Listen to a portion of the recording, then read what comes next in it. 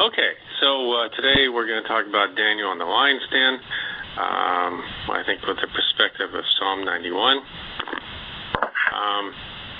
So, we're going to start out from a quote from Mary Baker Eddy, Miscellaneous Writings, page 366.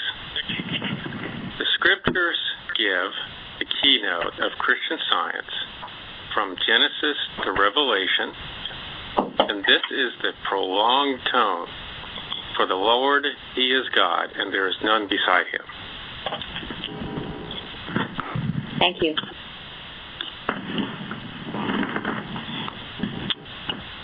Okay, so what is the keynote? It's the most important part. Keynote. The emphasis is on that. Main note.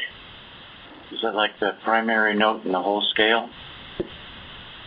It's the middle C. Thank you. Yeah, the first tone of the scale, the fundamental note.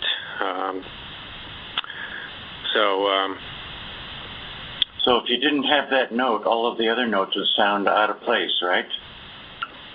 Yeah, that sounds pretty interesting. I looked up keynote in Webster's. I didn't see it in the 1828 version, but I looked up key, and interesting, they have a definition for keynote under the definition for key in the 1828 one.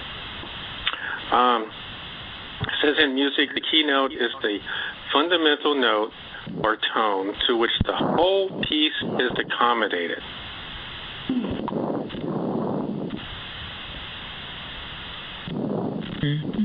So read the quote again, Tom.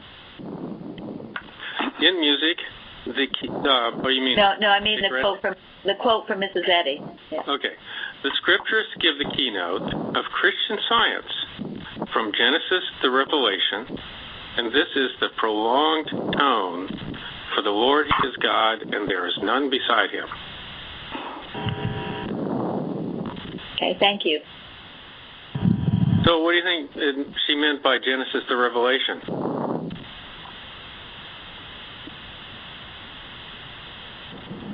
Throughout the whole Bible. Mm-hmm. Yeah, everything.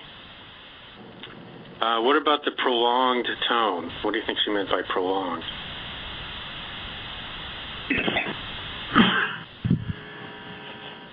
I think it's been repeated throughout, from beginning to end. It's the same message.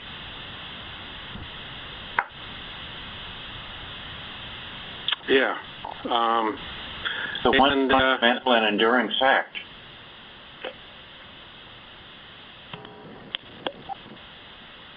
And so, where does this quote come from that she quotes from the Bible? For the Lord He is God, and there is none beside Him. Isaiah? Yeah. So, Isaiah talks about that a lot. It's also in Deuteronomy, so Moses said that.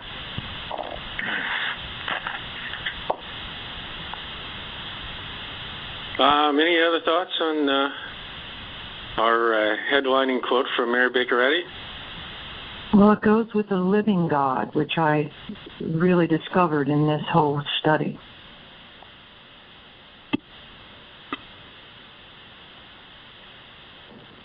Yeah, it makes it all real and practical. And thank you, Tom, for bringing this out, because it places the tremendous emphasis on this Bible study that we do, how important it is. And, maybe we sometimes think, oh, well, we've talked about this before, what more could we add? But how deep can you go into any of these things? It's bottomless. So wonderful to think about what Mrs. Eddy is saying and to think about it more thoroughly. So thank you for that, Tom. The keynote, very interesting. Okay, so Psalm 91. What would make... they don't know who wrote Psalm 91, okay? But basically, what might make people think that Moses wrote it? Well, he wrote the first one. He wrote 90.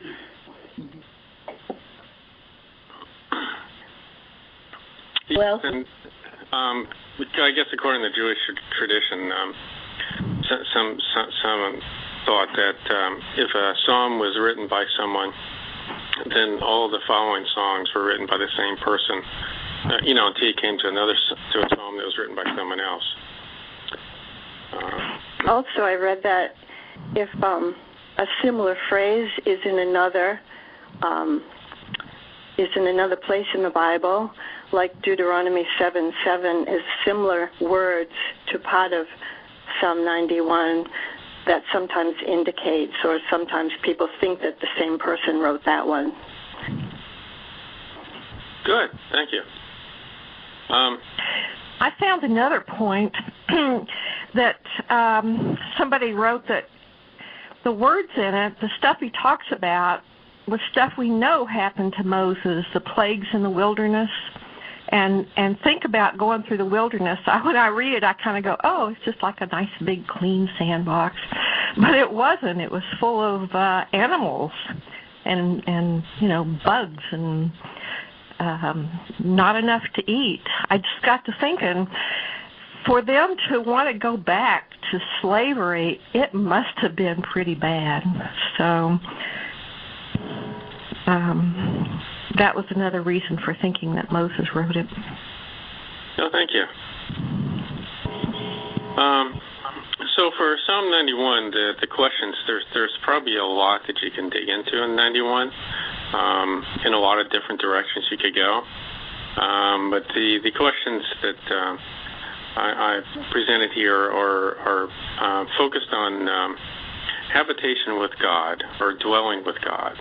Okay? So, because it talks about that in the Psalm, and so it was curious to me. It says, okay, that's a good thing, dwell with God, but how does one go about doing that? What came to me was from the Bible, that will keep him in perfect peace, whose mind is stayed on thee, because he trusteth in thee.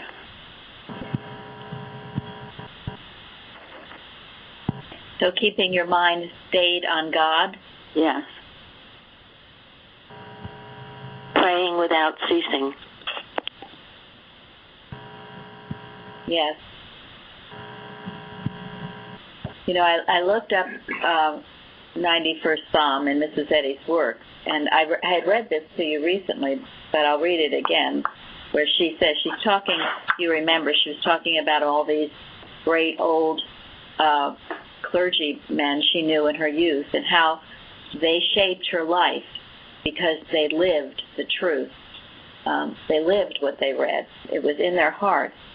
And she said, such churchmen and the Bible, especially the first commandment of the Decalogue and 91st Psalm, the Sermon on the Mount, and St. John's Revelation, educated my thoughts many years, yea, all the way up to its preparation for and reception of the science of Christianity.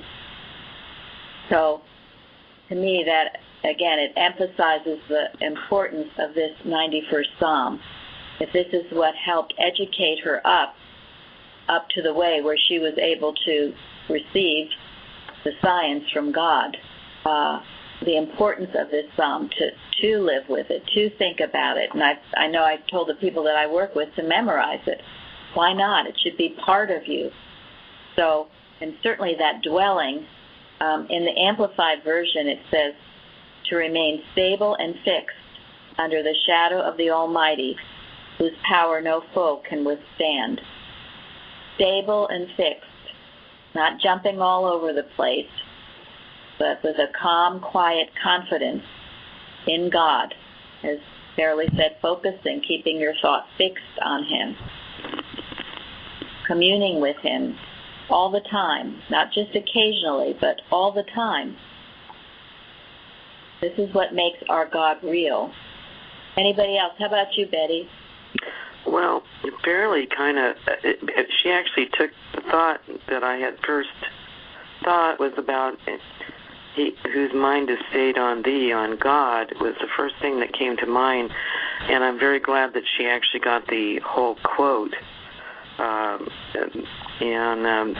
the other thing that came to mind was thoughts always on God. When you dwell on something, you're thinking about it a lot, and so that makes sense that you would be thinking about God and dwelling on Him or dwelling in Him. Yeah, and dwelling, I mean, truly, that's a place where you live. You live. You should live in Him. Your home should be a representative of His presence and power. A dwelling place is where you live. So living in God, with God, and think of yourself that way. Think of yourself as living in God. Dwelling, that's your dwelling place, in God. And think about what that would mean to you, about your own dwelling place. Is it peaceful? Is it clean and orderly? Is it a place where you can hear and feel God's presence and power? Do you recognize it as being there? Are you grateful for it? Do you take good care of it? Think about it often. You're dwelling in God. You're making your habitation with God. It's a huge thing. It's a wonderful thing. How about Suzanne? Well, what came to me was from Acts. We live and move and have our being in God. So if we're a spiritual reflection of God, it kind of, helps you think of where you are. Good, thank you. I think also what helps me very much with that psalm is our unity with God. I mean, it's been said in many ways, but it really brings that I am never separated from Him, and that means a lot when it comes to facing challenges and so on. I also like what Mrs. Evans' version of or her translation of the 91st Psalm is. He says, "He that dwelleth in the secret place of the Most High," and she says, "He who loves God so much that he is willing to leave behind all false knowledge and material trusts and go in the secret place." That helped me. So. Wonderful, thank you. Yeah, I and my Father are one. That's really dwelling with God.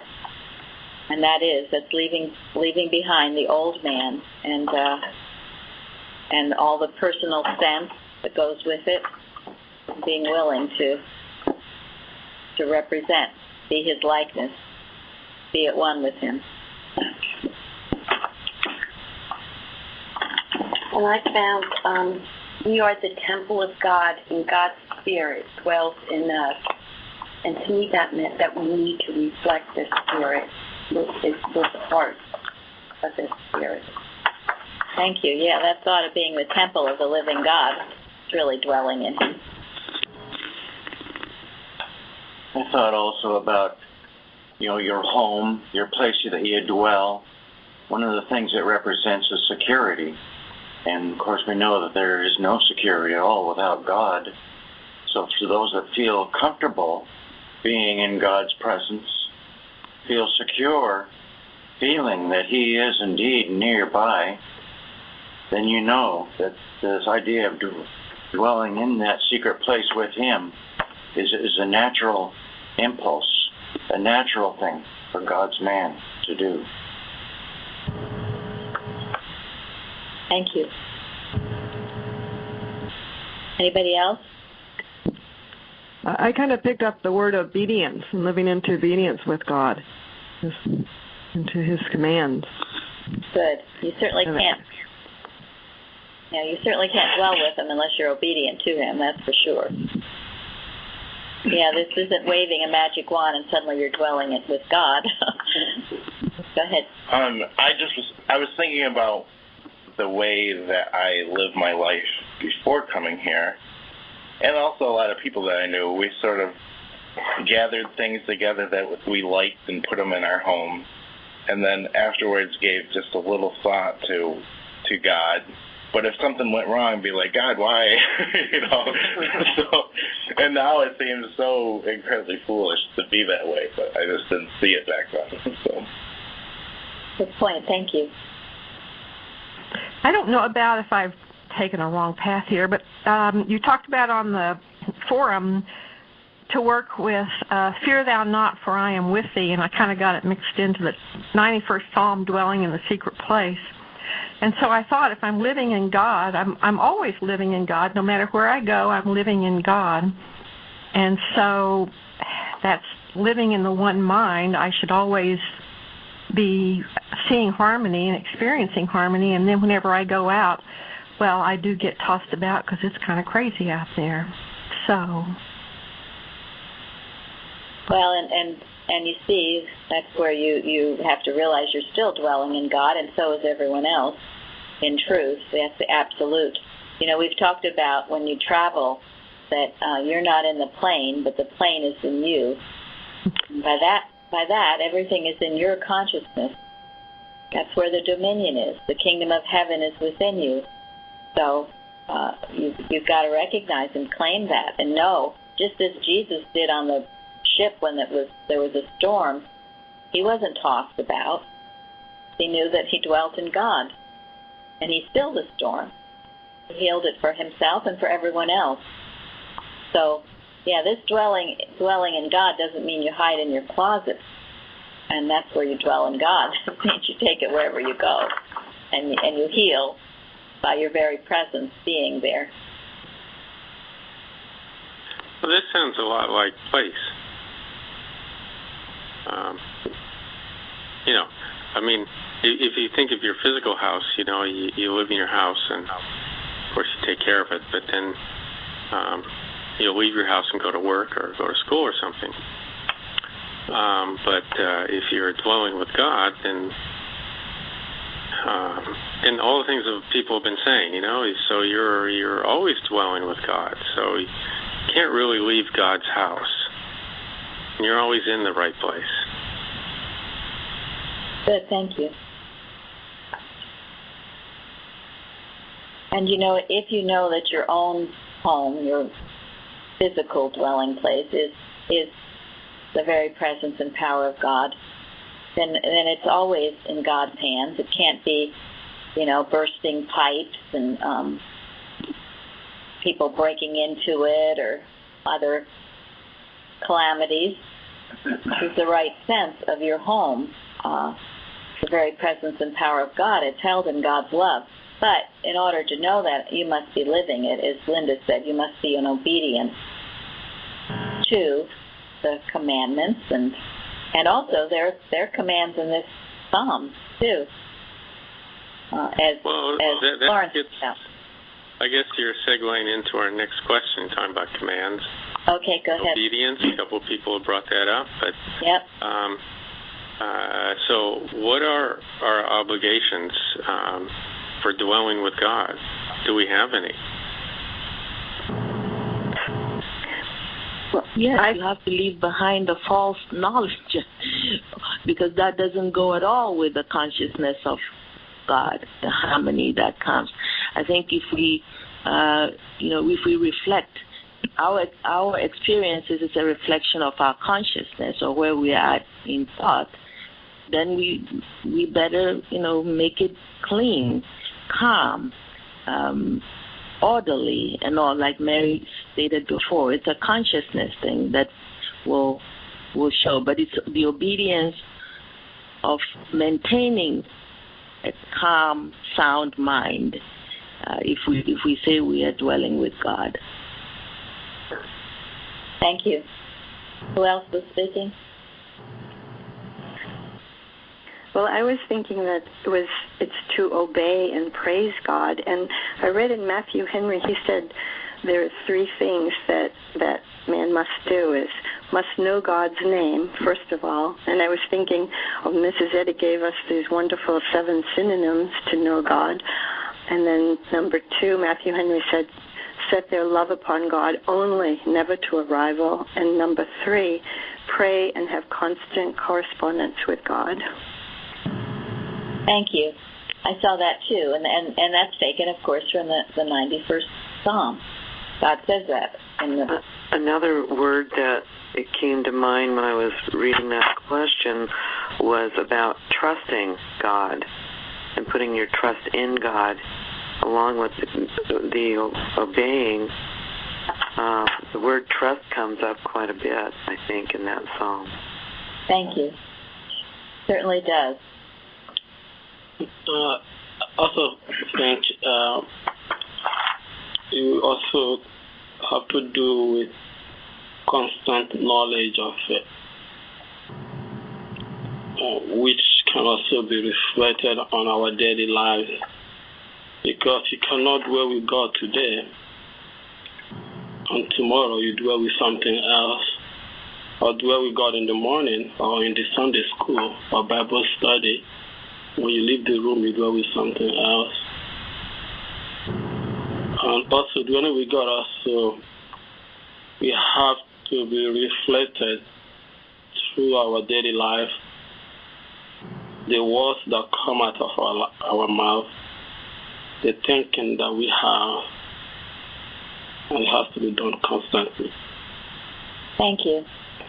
That's so important, your consistency, constancy. Yes, you don't just do it for the time you're praying in the morning. It's all day. That's originally what Fairley said, to say, keep your thought fixed on God. But you have to be consistent about it.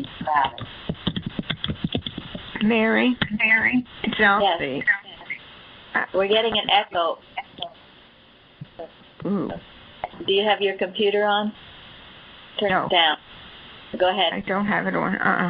I received a deliverance from evil. I don't know if you remember, but we had a tornado outburst here, and it was within 5 minutes of my home.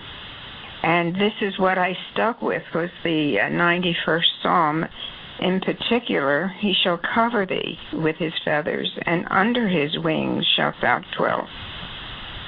And he shall be thy shield and buckler. And I stayed with that the whole evening, and it came within 5 minutes of my home and then disappeared. And I had a little help from you, too. That's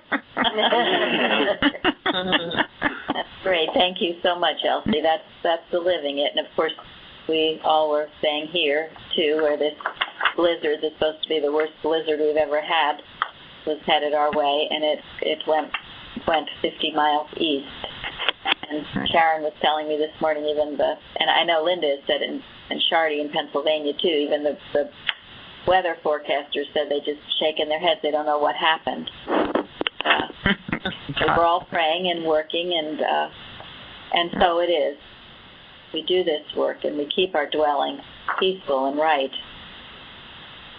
It was interesting, I thought, too, in Matthew Henry, he talks about that, about the feathers. He says that God is expressed as so tenderly, like a hen taking care of her chicks with her feathers, but then also like a soldier in armor, where it is the shield and that kind of thing. So both the tenderness and then the great strength of a soldier in armor expressed in the 91st Psalm. Mm-hmm. Thank you, Elsie, for that example. Wonderful. Mm-hmm. When I read this question, what came to me was our obligation is to exercise divine wisdom. Because I went back to verse 1, he that dwelleth in the secret place of the Most High shall, and then what comes next, abide under the shadow of the Almighty. And I'm thinking about these stories in the Bible, Daniel, even Peter and the others from last week, and Mordecai from the week before, how much divine wisdom they had to exercise and to bring about the excellent outcome that they did. They didn't go shooting off their mouths. They waited until they were moved by God, and obviously I get the feeling like the whole time they were abiding under his shadow. They were hanging out under his shadow instead of jumping out and doing things. When the time came, they moved. But it was the divine impulse that moved them. Thank you, yeah. Yeah, and to get back to what Dale said, those three things, know God's name, Do you know God's name? And we don't have to go into it too much, but do you know what God is, his name, his nature, what he really is? You're not confused with old theology. You know this God of love that we have. Do you know that? Have you set your love upon him? Because if you do know his name, you will love him. You can't help but love him when you really know what God is. And then finally, is your prayer in constant correspondence with him? Are you always talking to him? You know, and if you ever go into our computer room and Carol's on the computer, she's sitting there talking to God. She's having a conversation about the magazine or whatever she's working on. And she is, and we all should be. We should all be that close to him. So those three things are important to think about. Are you doing those things? And if you're not, how can you do them better? Thank you for bringing that up, Dale. Thank you. Anybody else? We'll move on. Well, this is wonderful. Lots of good ideas, good thoughts. I think fantastic. Verse 9 says, "Because thou hast made the Lord, which is my refuge, even the Most High thy habitation, ... Okay? What I thought was interesting about that was that in how we dwell with God, this to me was telling me one of those things is it's a choice. Mm-hmm. It's something we want to do, something we choose to do. So, for those who are dwelling with God, so we're getting our last question here, is what does God do for those who dwell with him? Lead us and protect us. He will give his angels charge over him.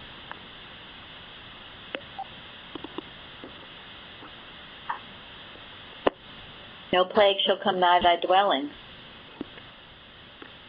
He gives you peace and security.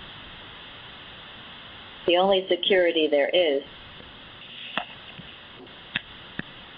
I would like to just comment on that idea of choice. That is definitely true. We start out making choices. And I guess you could say we always make choices. But as you go along this path, you find that in some ways you don't have a choice anymore, because you know how horrible it is not to obey God. I mean, you get hedged in some way. You can just, you make the wrong turn. You just don't want to go there because you know what will happen.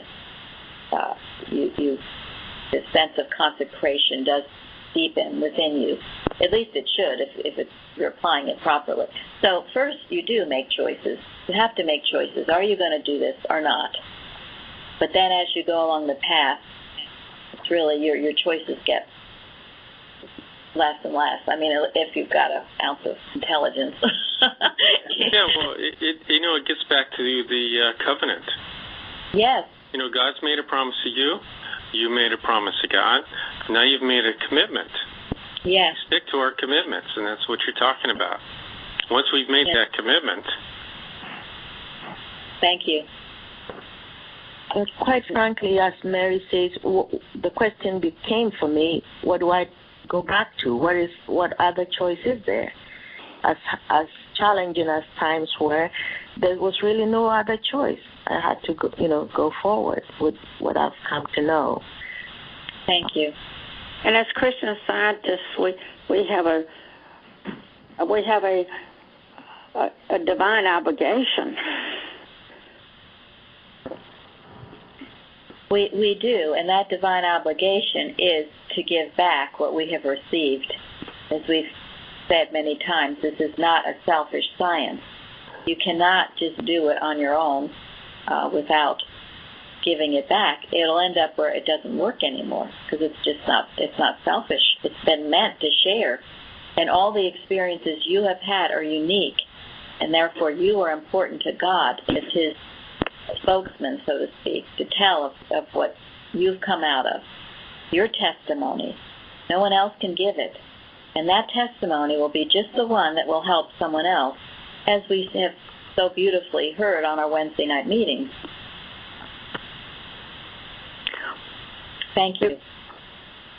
There was something else that I found through researching this in Matthew Henry, that what will God do for us? He supports and comforts. It says he keeps us for as long as he has work for us to do. And I thought that was so wonderful to me, because it just made that connection so clear that we are one with him. We're just here for him, and we're not on our own. And I love that. Yes, thank you. That I saw that too. Thank you. God is our life, and we're safe in that. And when our time is done and we've done everything we've needed to do, then we go peacefully on. But to know that is wonderful. Thank you. I'd like to add just one more thing. I love thinking about Moses praying this as he's going across the wilderness for 40 years and all of the things that he had to meet. And it's just a beautiful thing to think that he was using this prayer. I was just going to comment on what Dale said. What a wonderful thing. God has got something for us to do. This should give us all hope and buoyancy, I would think. Yes.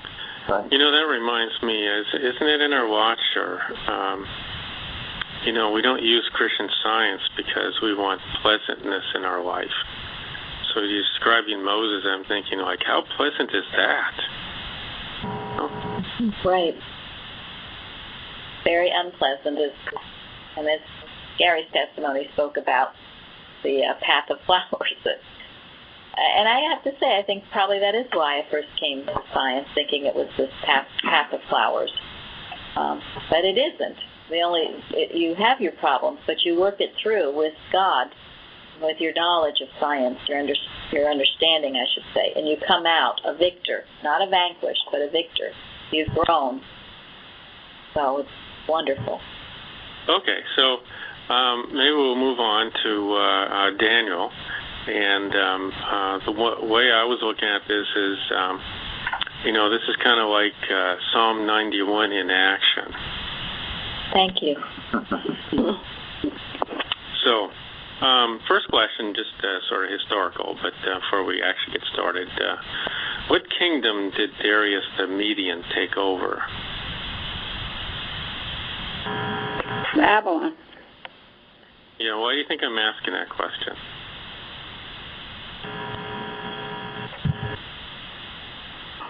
Because you like the history of the Bible. Okay, you got me. Well, I'll just give it to you because I think the story of Daniel is fascinating in the context of Psalm 91. But, when we went through the session on Esther, it listed out the kings of Persia. There was Cyrus, Cambyses, Darius, and Xerxes.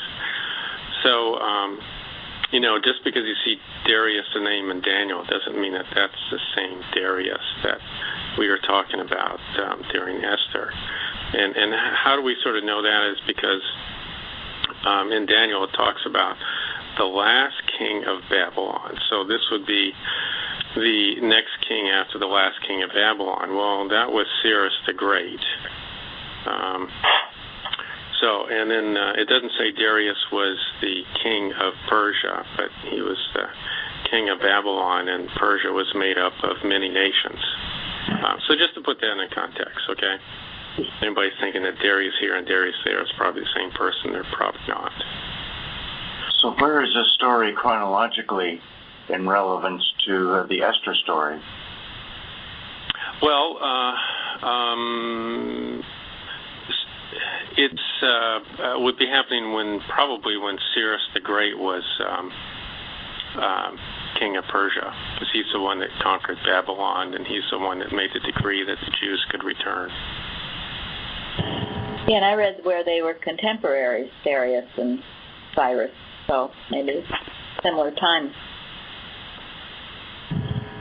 Okay, thank you. Okay, so, all right. Let's talk about Daniel. Let's get an idea of where he was in this kingdom in terms of stature. So how powerful was Daniel? Was he like a shoe cobbler or a farmer? Or? He was the first president of 3 presidents over 120. He was the main guy after the king. Thank you. Prime Minister of State, chief preferred above all, and that was because of his excellent spirit, and no fault was found in him. And then also he was made the king's right hand.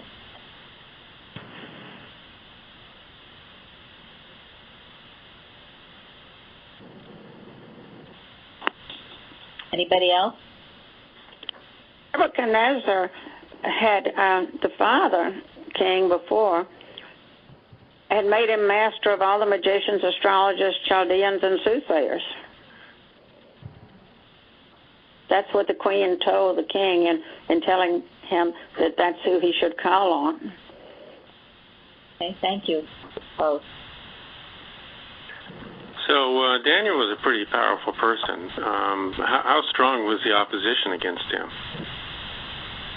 To add to that, I wasn't actually seeing Daniel as powerful. I was actually, I looked at the question, but it didn't come true to me as using the word powerful for Daniel.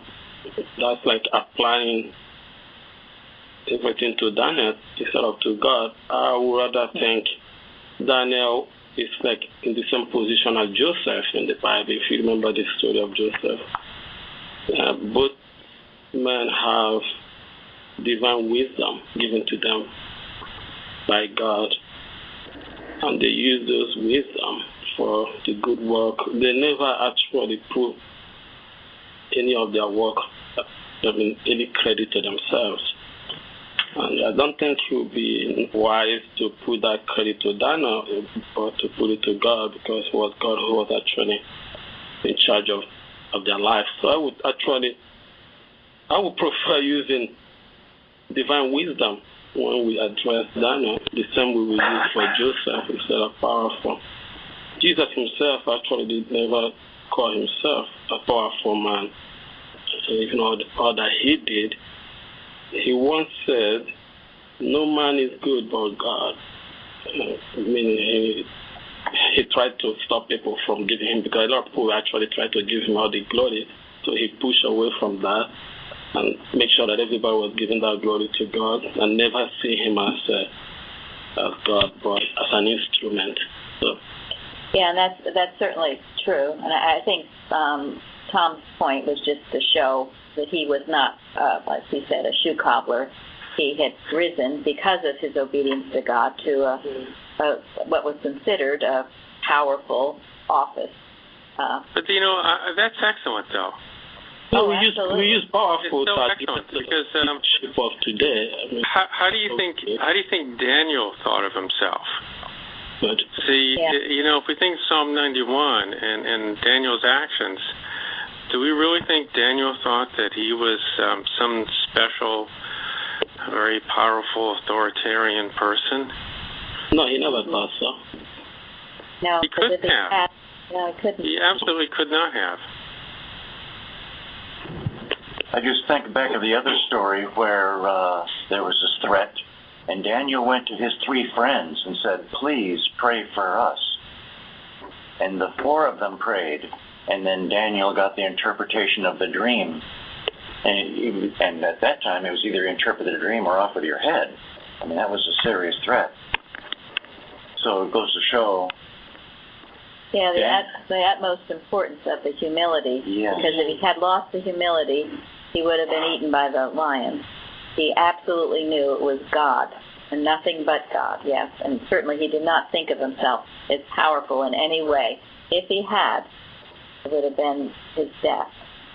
I think that's so instructive because, as we study Christian Science and we feel these benefits,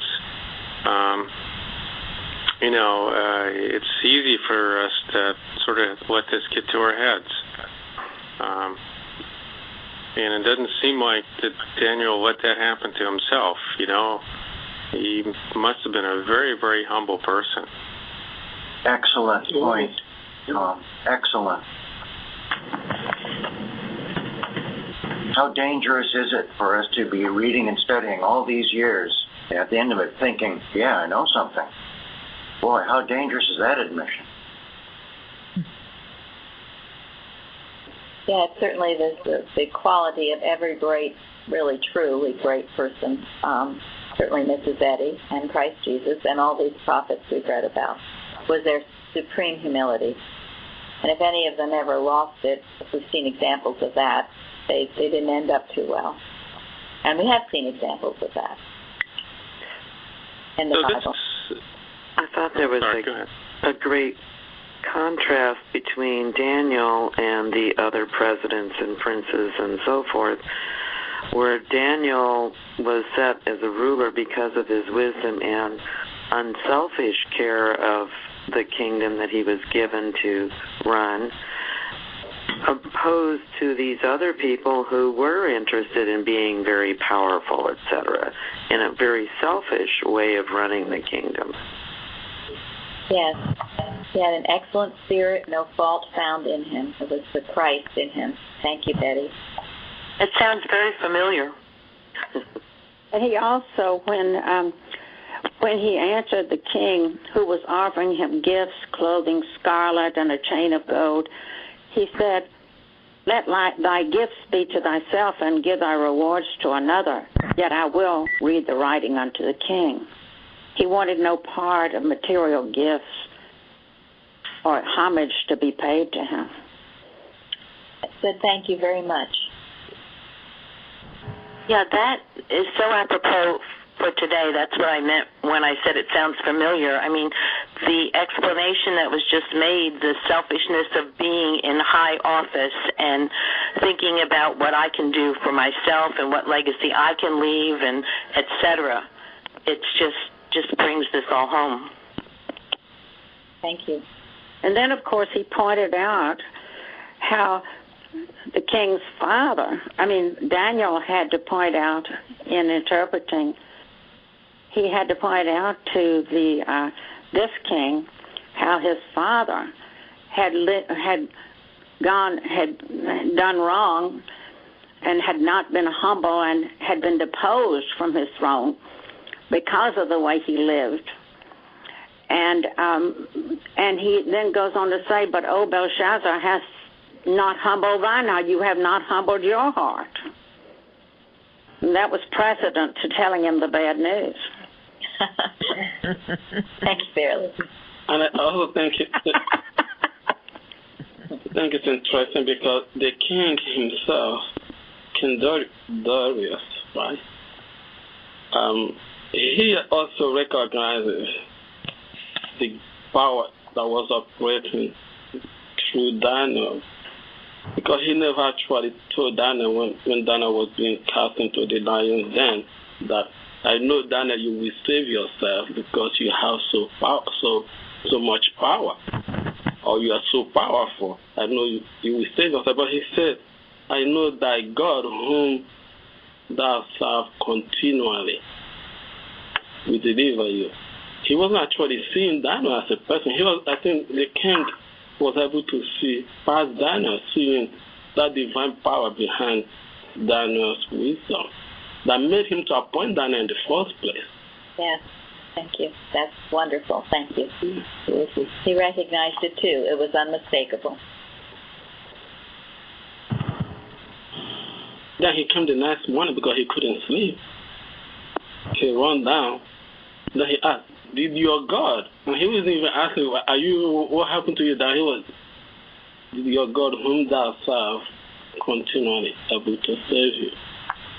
The king, it's important that we recognize the operation, that it was God who was operating through Daniel. Yeah, and Daniel too. He said, "Oh God, oh King, live forever." There was no anger toward the king, or everybody was just rejoicing over the power of their God. No personal sense there. It was just God working. So you're sort of answering question 3. So what more can we say about Daniel in terms of how we responded to this opposition? So tell me about where he complained about him, or he fought against him, or was angry. Well, and one thing I'd like, because you asked about the opposition, how powerful it was. Well, actually, it wasn't powerful at all, but it was crafty. And that's how Mrs. Eddy defines sin in Science and Health is craftiness. It wasn't powerful. It had no power. That's why Mrs. Eddy says, error comes to you for life, and you give it all the life it has. Remember that when meeting anything. It's not powerful. It might seem to be, but it's not. Just as Daniel's only power was God, that's the only thing that made him, quote, powerful. Well, if you don't have God, you have no power. You're a big nothing. You might be crafty, though. You would deceive. You would, and these oppositions sort of tricked Darius if he wasn't alert. So anyway, that's an excellent point. That's part of what I was thinking was like, behind all this craftiness was they'd gotten the king to sign this in the law of the Medes and the Persians, so that even the king could not override this. I mean, how tough can this be? Yeah, right. Gosh, this is insurmountable. There's nothing we can do about it. It's hopeless. Right. Sorry, I was being editorial here, but right. No, well, that's certainly it seems pretty grim. It sure did. And yet it was all based on this craftiness and something that was powerless. And that's something always to remember when you feel confronted with something that seems so powerful. If it's not of God, it is nothing. Error is a coward before the truth. And did Daniel reach out to his friends? I mean, how often do we do this? So we get into trouble or something's not going right? We reach out to our family and our friends, the people near us. Who did Daniel reach out to? God. Yes, I would like to say a little something about this idea. He prayed 3 times daily. And somewhere, I was looking for it, and probably one of you probably know where it is, but Mrs. Eddy has said as a child, she followed this. She wanted to be like Daniel, where she would pray on her knees 3 times daily, and she kept a little record of it. She would mark it and make sure she remembered to do it. And in miscellaneous writings on 133, she says again, 3 times a day I retired to seek the divine blessing on the sick and sorrowing, with my face toward the Jerusalem of love and truth, in silent prayer to the Father, which seeth in secret, and with childlike confidence that he will reward openly. In the midst of depressing care and labor, I turn constantly to divine love for guidance and find rest.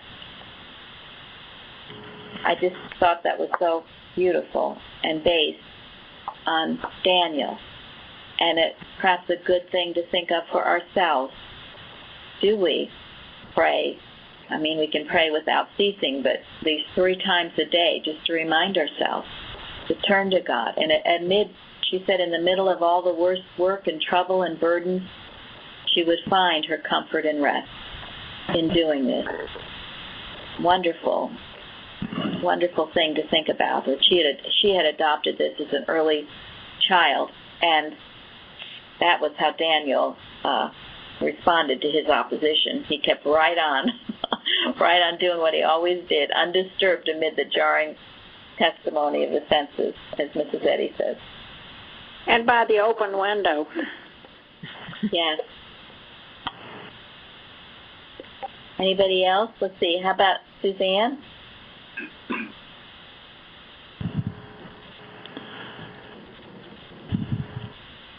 Still there?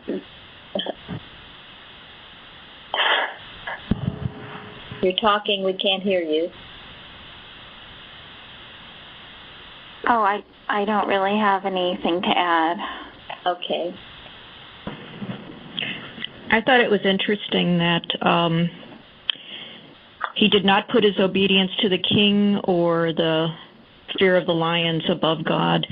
And I remember reading that Mrs. Eddy stated that Christian scientists are obedient to state laws and so forth. So that is mentioned as being an important thing, that we go along with whatever the laws are of the land. But there also comes a point where we have to use our own wisdom, and is this obeying God first? And there are times where obeying God may mean we're disobeying the law of the land, the king, the president of the United States, whatever it is, because there's a higher law that governs us. And we have to be deeply listening and being willing to obey the moral law over the human laws, because there are times when human laws just have not been right. And we see a lot of that happening, unfortunately, right now in these times. And how many of us have the conscience and the courage to take a stand for something like that, as Daniel did? Mm-hmm. Thank you. Like the Affordable Care Act. being forced to purchase insurance that one doesn't want at a very high price. I think that's one that needs to be, when you speak out about it, people are in agreement a lot of the time. Thank you. Yes. Yeah. And even all these things, taking prayer out of the schools and other things like that, we need to challenge it. And, of course, no one can take that right away from anyone, really. You still pray, whether you do it obviously or not. But these are signs. These are things we need to speak up about in our own way. And I think the hard part is the waiting on God versus the speaking out, and I always find that the hardest part. Do we wait and allow, pray to God for things to unfold, or when is the right time to really to speak out about something? And I find that takes a lot of constant prayer. Well, it does, and you feel, nudged by God. Your something will get you going to do it when the time is right. If you're in this harmony with Him, it's a rhythm where you're hearing His voice, you'll know the right time when that is, just as Daniel did. Okay, so was that a rhetorical question? Did anybody find any instances where Daniel complained, said, "Woe is me, I'm going to get those people, I was mad at the king"? Anything like that? I guess that's a rhetorical question, right? Well, it's an important point that he didn't go there. He, as we've talked about, Mrs. Eddy said, he knew love's control over all, not just him, but everybody. Also, I think Dana, he wasn't actually, like the other speaker said, he wasn't actually listening to all those laws and what the king said, except if the king says something makes sense or somebody says something makes sense. But the other thing, they're not making sense. I don't think he was actually paying too much attention to that. Like the Bible said, he's continually praying 3 times daily, which means he continually listening to God. And that's actually what is important to Daniel, not those laws or those oppositions. Like I said before about Joseph, because these 2 men, their history looks similar. They were interpreting dreams to kings, and their position were being raised up. Like when Joseph was being accused of doing things he never actually dreamed of and cast into prison, in Daniel's case, he was cast into prison, but it has to be lion then. Joseph never looked back or say anything bad about his master or his master's wife. He was looking ahead and continued to pray as Daniel did. I think that's what's important in this lesson. It doesn't matter what the accusation is or what the opposition is. We shouldn't let it to distract us from the work that God has for us ahead. We should always continue to look ahead and continue to listen to God, because only what God said makes sense, not what the opposition. Like Mary said before, the error only have power that we give to it. If Daniel has actually listened to them, then he'll be giving them power that they were seeking for. Benjamin. Thank you. Very good. So the last question is, so what happened to this opposition? that I don't think I've ever nothingness. We don't usually have that part in the lesson. And the wives and the children. Yeah, it was pretty gruesome. Right, gruesome. Yeah, like they said, Error destroyed itself. I think that's what happened to them. Error destroyed itself. All that plotting and scheming. That's why, the last week's lesson where about Gamaliel said don't speak out against these guys, the apostles, Peter, unless they be of God. That would not be a good thing. He said, don't do that. And this is a reason. This is a good example. Why not? Because these guys did, and look what happened to them. Would anybody like to read the quote that's at the bottom of the Bible study questions?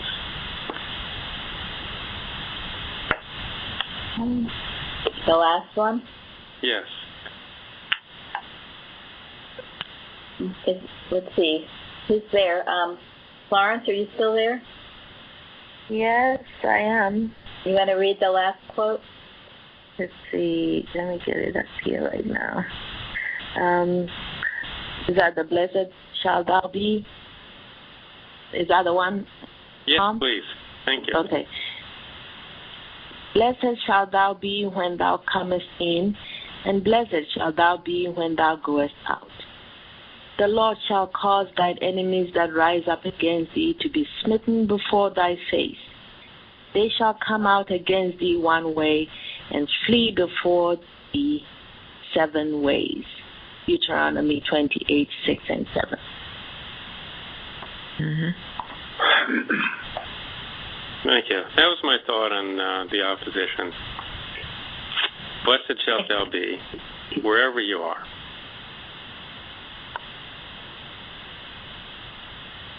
Thank you.